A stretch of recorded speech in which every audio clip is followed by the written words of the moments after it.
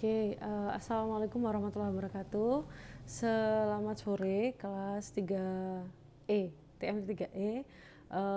Terima kasih saya ucapkan yang pertama kepada kelompok 1 yang tadi sudah melakukan presentasi dan sudah melaksanakan diskusi dengan cukup baik. Terima kasih juga untuk teman-teman yang sudah berpartisipasi dalam diskusi hari ini, ikut tanya jawab dan ikut menjawab, semuanya otomatis akan masuk ke dalam sistem rekap. Saya sudah baca semuanya ya, terima kasih. Saya kasih review di sini ya, karena kalau reviewnya via ketikan katanya nggak terlalu pas gitu ya. Saya juga kurang ini karena cukup banyak, jadi ya sudah saya bikin video aja lah ya. Semoga ini terdengar dan semoga bisa membantu. Saya sudah baca semua pertanyaan yang ada di sini dan juga jawabannya. Ada beberapa yang harus saya garis bawahi sebelum saya bahas satu persatu. Yang saya garis bawahi pertama adalah saya ternyata menemukan beberapa pertanyaan yang kalau saya bilang tuh bahasanya pertanyaannya adalah pertanyaan clustery. Kenapa clustery? Karena ya itu ada tipe pertanyaan yang sebenarnya bisa ditanyain ke Google gitu. Jadi kayak jelaskan bla bla bla dan berikan contohnya gitu. Itu bukan sebuah pertanyaan diskusi gitu. Itu pertanyaan yang kamu bisa searching langsung di Google dan pasti keluar jawabannya gitu. Kalau pertanyaan sifatnya diskusi itu yang memang memicu kita untuk semakin mendiskusikan, oh ini apa maksudnya gitu. Kalau sekedar berikan contohnya gitu atau sebutkan kelebihan dan kelemahannya gitu, saya kok agak bingung ya. Ada tadi pertanyaan yang apa ya, pokoknya ada sebutkan kelebihan dan kekurangannya.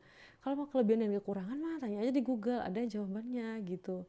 Kalau pertanyaan sifatnya diskusi itu yang ya memicu kita untuk berdiskusi, akhirnya muncul ide yang baru atau muncul pembahasan yang baru, akhirnya kan diskusi jadi hidup gitu. Tadi yang ada membahas tentang teori konspirasi atau apa gitu, nah, ini kan berbeda gitu ya, ini kan cukup berbeda. Artinya berarti dia membaca materi dan dia membaca apa yang didiskusikan oleh kelompok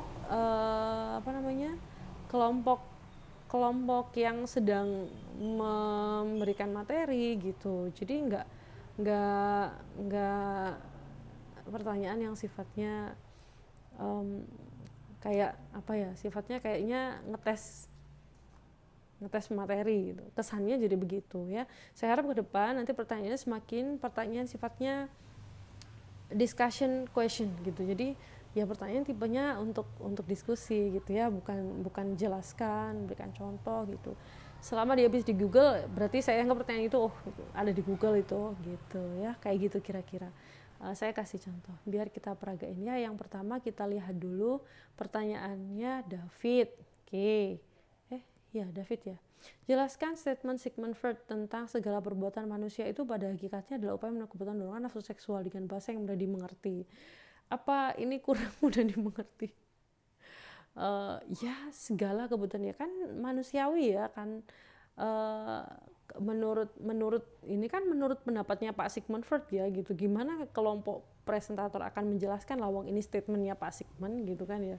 Ya kalau kita sudah ambil aja secara umumnya bahwa ya kan memang manusia itu dianugerahi dengan kelebihan berupa akal, pikiran, tapi juga digandengi dengan nafsu. Dan diantara nafsu itu ada banyak, ada nafsu untuk mengembangkan diri, ada nafsu untuk memenuhi kebutuhan fisik berupa makan, minum, tidur, istirahat, ada yang kebutuhan biologis gitu kan, berupa kebutuhan dorongan nafsu seksual seperti itu. Yaitu sudah inilah, yaitu kan itu basic yang filsafat yang membahas tentang manusia gitu ya. Kayaknya ini harusnya masuknya di filsafat umum nih yang kayak gini nih gitu ya, bukan filsafatnya yang masuk di pendidikan gitu ya kayaknya. Kira-kira kayaknya begitu. Tapi sudah dijawab lah ya sama kelompok ini ya. Jadi kita lihat jawabannya. Manusia itu melakukan sesuatu berdasarkan kemauan nafsu atau karena dia butuh ini, ingin itu, punya nafsu gitu. Betul kan? Ya memang iya gitu. Kenapa harus nafsu seksual yang digunakan oleh Freud? Ya terserah Pak Freud kan gitu. Saya juga bingung ini gimana pertanyaan David. Ya kan terserah beliaunya gitu. Yang berpendapat kan Pak Sigmund ya. Kenapa kita harus ini ya? Tapi sudah dijawab ini sama Dimas dan ini oke, sudah cukup. Menurut saya sudah cukup gitu ya. Saya tidak perlu melakukan klarifikasi yang yang mendetail tentang ini. Kayaknya sudah cukup gitu ya. Kayaknya sudah cukup. Kemudian pertanyaan selanjutnya apa ini? Ini mana tadi? Coba. Pertanyaan selanjutnya dari Evi Lailatul Syafa'ah. Saat pandemi muncul teori konspirasi lah ini, teori konspirasi mengenai asal-muasal corona yang menggempar dunia. Pertanyaan saya, apakah teori konspirasi ini termasuk berpikir secara filsafat? Ini pertanyaan harusnya dibenerin dulu. Ini subjek, predikat, objeknya apa ini nggak jelas. Pertanyaan saya, apakah teori konspirasi termasuk berpikir secara filsafat? Itu maksudnya gimana sih?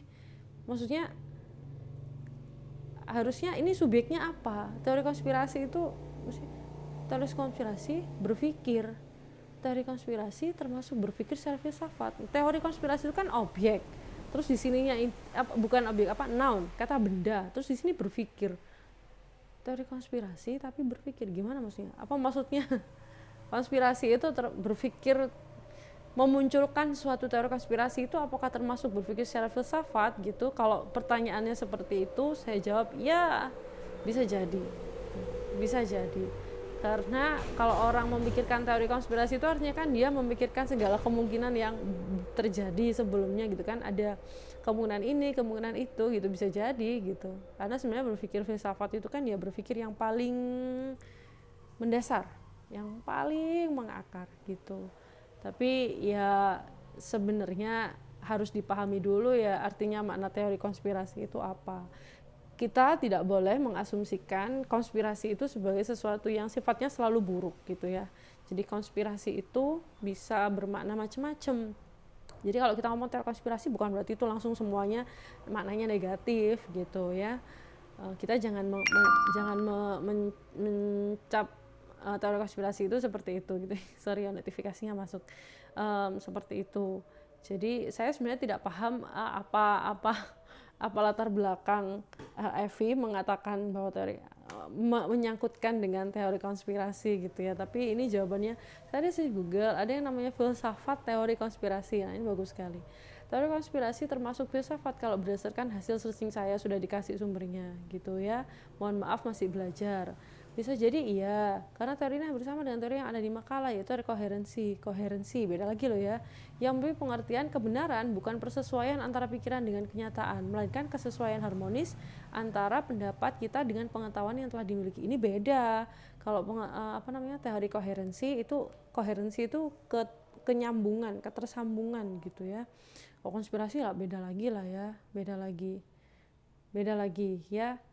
Kalau konspirasi beda lagi.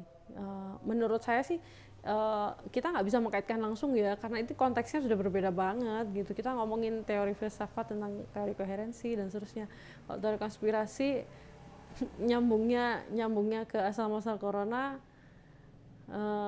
ya teori konspirasi itu cuman menunjukkan bahwa sesuatu itu awalnya dimunculkan karena adanya konspirasi atau gabungan atau kerjasama dari beberapa pihak. Sudah cuman gitu aja gitu ya. Jadi nggak ada kelanjutannya ini. Nanti nyambungnya kemana saya agak sulit ini nanti ya. Seperti itu. Kemudian pertanyaannya Weni, apa yang dimaksud pengetahuan wahyu, intuitif, rasional, empiris, dan otoritas? Berikan contoh. Nah kayak gini ini yang kayaknya kita harus latihan ya untuk mengurangi pertanyaan seperti ini. Kenapa? Karena langsung di Google bisa. Dan ini loh, mudah sekali pertanyaannya dijawab oleh kelompok penyaji ya, karena memang sudah ada gitu. Bukan pertanyaan diskusi yang seperti ini ya. Itu pertanyaan soal ujian mah kalau saya tanya ketika ujian cocok. Kalau ada diskusi jangan nanyain seperti ini. Tanyain yang pertanyaan lebih bebas ya. Bella Sutriani, dalam materi ciri manusia yang berfilsafat disebutkan pemikiran teoretik dalam arti orang berfilsafat dapat melepaskan diri dari apa yang tampak dan membuat bangunan baru atas dasar yang tampak tersebut. Indonesia melepaskan diri itu apa dan contohnya bagaimana? Ini ya enggak, kita tuh kalau tanya sesuatu itu enggak harus dengan ini apa, jelaskan contohnya bagaimana, jelaskan kelebihan dan kekurangannya, enggak harus ya, enggak harus gitu. Ya kita ganti dengan pertanyaan yang lebih terbuka ya, lebih terbuka. Kalau ini maknanya adalah orang berfilsafat itu berarti dia itu kan melepaskan diri dari apa yang tampak. Jadi dia itu tidak hanya melihat dari perspektif melihatnya sendiri dari apa yang dilihat, tapi dia juga berusaha melihat dari sisi yang berbeda gitu, dari pandangan yang berbeda. Kalau saya berpendapat seperti ini, apakah orang lain berpendapat seperti itu juga gitu?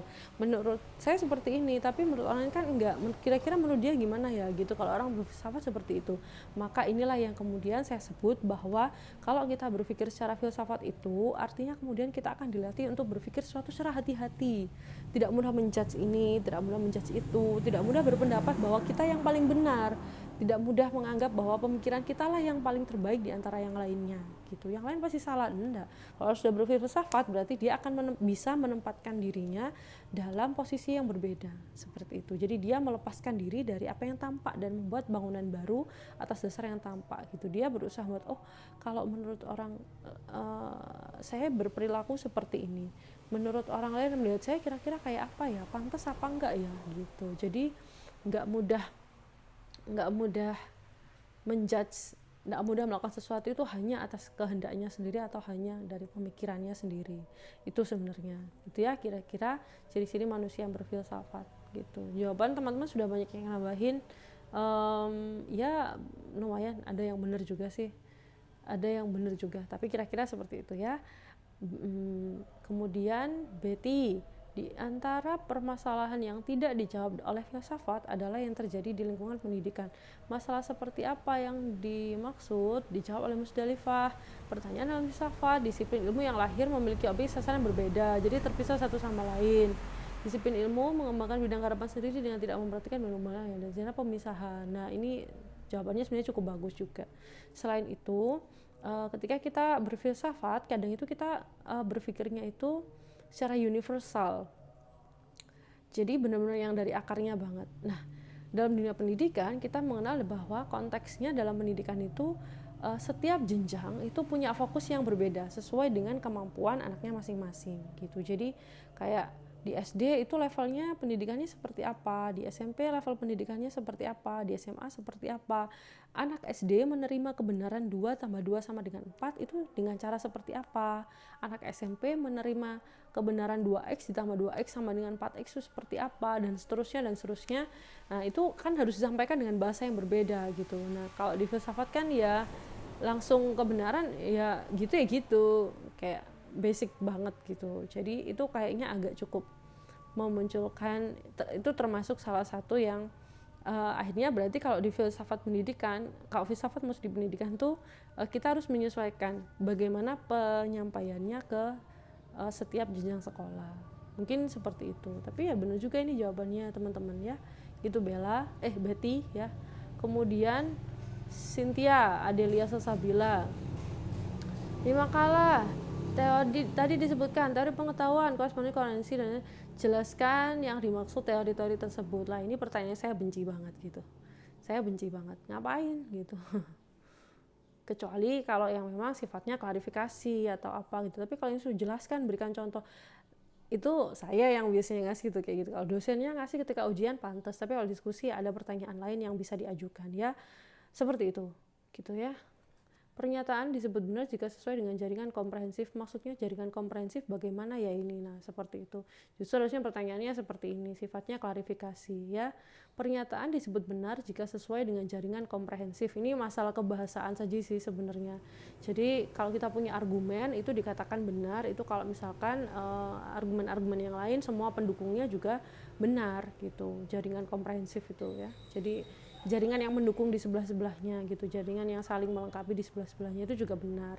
Jadi kalau kita punya argumen-argumen lainnya juga benar gitu ya. Sudah dijawab sama teman-teman gitu ya. Kira-kira seperti itu. Mahardika, dari materi disampaikan di YouTube ada 3 ciri perilaku manusia berfilsafat, di antara ini. Dari ketiga tersebut sebutkan kelemahan dan kelebihan masing-masing ciri. Lah, ini saya agak bingung ya. Ciri, kenapa dicari kelemahan dan kelebihan gitu? Kan ciri-ciri itu ya ciri-ciri gitu. Kok ciri-ciri kok kelebihan dan kekurangan gitu ya? Kalau ada satu teori gitu misalkan ada kelebihan dan kekurangannya, tapi ciri kok dicari kelebihan dan kekurangannya, saya agak bingung ini.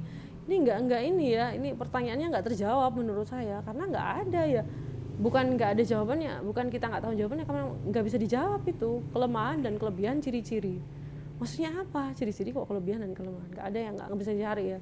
Dan apakah seorang harus memiliki keseluruhan ciri tersebut atau boleh cuma memiliki salah satu agar dapat dikatakan manusia berfilsafat? Nah, ini baru pertanyaan kedua, ini baru bisa dijawab nih. Haruskah salah satu aja gitu? Atau haruskah semuanya gitu? Kalau menurut saya kita mulai harus menghilangkan kata haruskah gitu ya.